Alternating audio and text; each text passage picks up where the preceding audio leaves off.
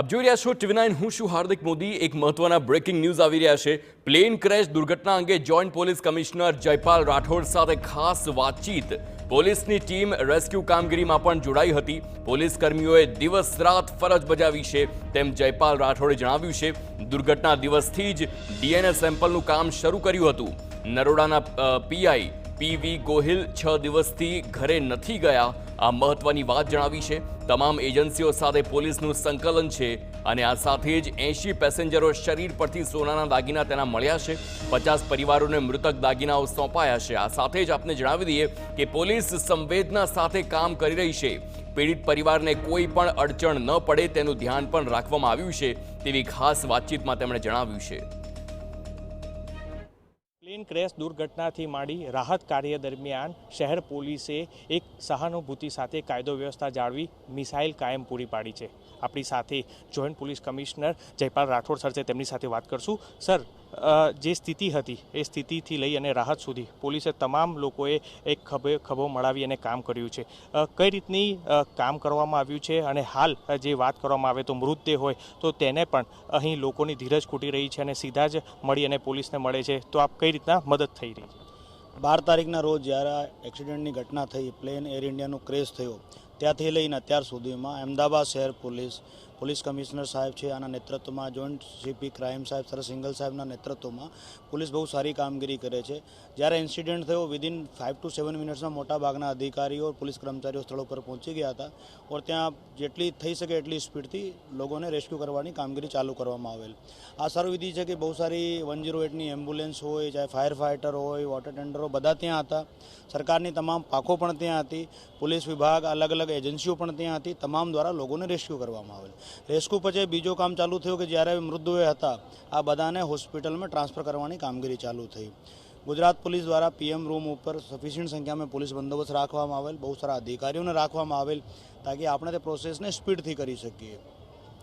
આ ઇન્સિડન્ટ દિવસમાં જે બન્યો 1:40 1:45ની આજુબાજુ, ત્યાંથી લઈ રાતે 12 સવા 12 સુધીમાં આપણે પહેલી ડીએનએની સેમ્પલ એફએસએલમાં પહોંચાવી શકીએ। આ દરમિયાન આપણે તમામ જેટલી મૃતદેહો અમને મળ્યા તમામની આપણે આડીની જાહેરાત કરી। આ પછી આ તમામમાં ઇન્ક્વેસ્ટ રિપોર્ટ ભરવામાં આવેલ, તે પછી આની બોડીની સર્ચ કરવામાં આવેલ, તે પછી આ તમામનો પીએમ કરવામાં આવેલ, તે પછી આ તમામની ડીએનએ સેમ્પલિંગ કરવામાં આવેલ।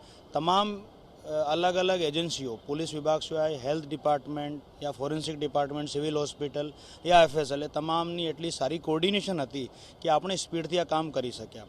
જ્યારે ડીએનએની સેમ્પલિંગ મેચ થવાની ચાલુ થઈ અને રિપોર્ટ આવવા માંડ્યા તે પછી સિવિલ હોસ્પિટલના પીએમ જે એરિયા છે, પીએમ એરિયામાં એક વ્યવસ્થા સ્ટેબ્લિશ કરવામાં આવેલ, જેમાં જેટલી એજન્સીઓનું કોર્ડિનેશન છે, આમાં પોલીસ હોય, આમાં રેવન્યુ ડિપાર્ટમેન્ટ હોય, આમાં સિવિલ હોસ્પિટલ હોય, અમદાવાદ મ્યુનિસિપલ કોર્પોરેશન હોય, 108 વાળા તમામ લોકો હોય और આ સાથે એર ઇન્ડિયાવાળા લોકો હોય।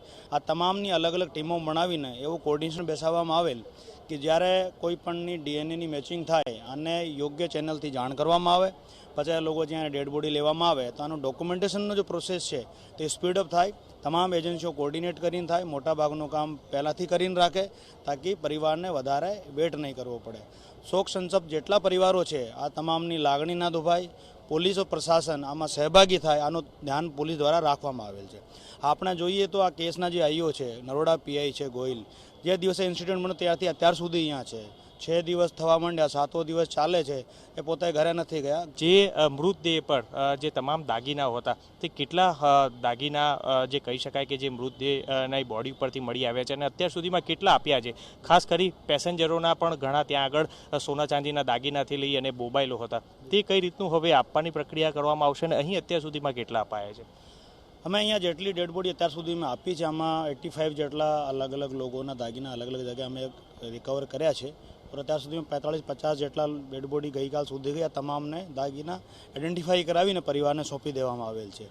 આ ક્રેશની જે જગ્યા છે જ્યાં પણ લોકોના દાગીના વગેરે મળ્યા છે આ તમામની ઇન્વેન્ટરી બનાવવાનું કામ ચાલુ છે और એર ઇન્ડિયા આમાં લીડ એજન્સી રહેશે, આના સહયોગથી આને પણ પરિવારને પહોંચતા કરવામાં આવશે। જે એક જ બચાવ હતો કે જે 242માંથી એક જે રમેશ વિશ્વાસકુમાર તેને ડિસ્ચાર્જ આપી દેવામાં આવ્યો છે, તેની કઈ રીતની પૂછપરછ કરવામાં આવશે અને ક્રાઇમ બ્રાન્ચે તો કરી, હવે તપાસ કરનાર અધિકારી કઈ રીતના એની તપાસ કરશે? શું આમાં જે એકમાત્ર વ્યક્તિ છે જેનો બચાવ થયો છે વિશ્વાસકુમાર, અને ગઈકાલે હોસ્પિટલથી ડિસ્ચાર્જ કરવામાં આવેલ છે. આની પ્રિલિમિનરી જે પૂછપરછ હતી તે કરી દેવામાં આવેલ છે. ભવિષ્યમાં પણ જરૂર પડશે તો આની સાથે યોગ્ય તપાસ કરવામાં આવશે. સાહેબ, હવે પોલીસ તરફથી કઈ રીતનું અહીં તો તમામ રીતની મદદ છે તે કરવામાં આવી રહી છે કાયદો વ્યવસ્થાની પરિસ્થિતિને જાળવવાથી લઈ અને ક્રેશ સાઇડ ઉપર. હવે આગળ કઈ રીતનું પોલીસ તરફથી આ રહેશે, કારણ કે જે મૃતદેહ અપાઈ ગયા બાદ કઈ રીતની તપાસ અહીં થતી હોય છે? આપણે જાણીએ કે છેલ્લા 6-7 દિવસથી પોલીસ સંવેદના સાથે બહુ જ ધૈર્ય સાથે આ બંદોબસ્ત કરે છે. લો એન્ડ ઓર્ડર સાથે સાથે અમે આ વસ્તુનું સૌથી વધારે ધ્યાન રાખીએ છીએ કે શોક સંતપ્ત જે ફેમિલીના મેમ્બર છે કોઈ પણ પ્રકારની આને અડચણ પેદા નહીં થાય યા આને એવી વસ્તુ નહીં થાય કે આને લાગે કે અમારી ટ્યુ કેર નહીં કરવામાં આવતી. ઠીક છે, અત્યાર સુધીમાં મોટાભાગની ડેડ બોડી છે આપવાની પ્રક્રિયા પ્રોસેસમાં છે. ભવિષ્યમાં જે ઇન્વેસ્ટિગેશન ચાલે છે આની પ્રક્રિયાને ઓર સ્પીડઅપ કરવામાં આવશે ઓર આવતા સમયમાં આ જેટલા લોકોના સ્ટેટમેન્ટ લેવાના રહેશે એ પણ લેવામાં આવશે.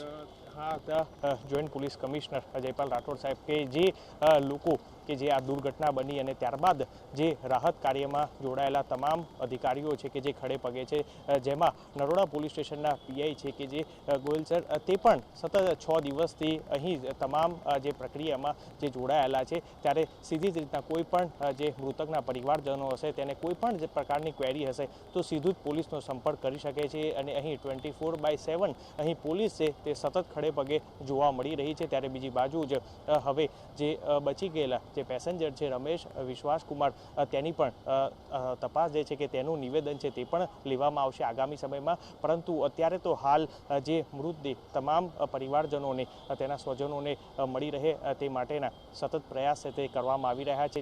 સિવિલ હોસ્પિટલ હોય કે અથવા પોલીસ તરફથી કે જે તમામ લોકોને મદદથી આ મૃતદેહ તેમને મળી રહે તે માટેનું અત્યારે હાલ સતત કામગીરી છે તે ચાલી રહી છે. કેમેરા પર્સન નિલેશ સાથે મિહિર સોની, TV9 અમદાવાદ. તો આ હતા જયપાલ રાઠોડ જીપીસી, જેમણે સ્પષ્ટ જણાવ્યું છે કે જ્યારથી પ્લેન ક્રેશ થયું 12 જૂન અને ત્યારથી લઈને અત્યાર સુધી પોલીસે ખડે પગે કામ કર્યું છે. કોઈ પણ જે તમામ ચેલેન્જીસ આવ્યા તેમાં એ પ્રકારે તેમણે તમામ કામગીરીમાં તે સામે આવ્યા છે.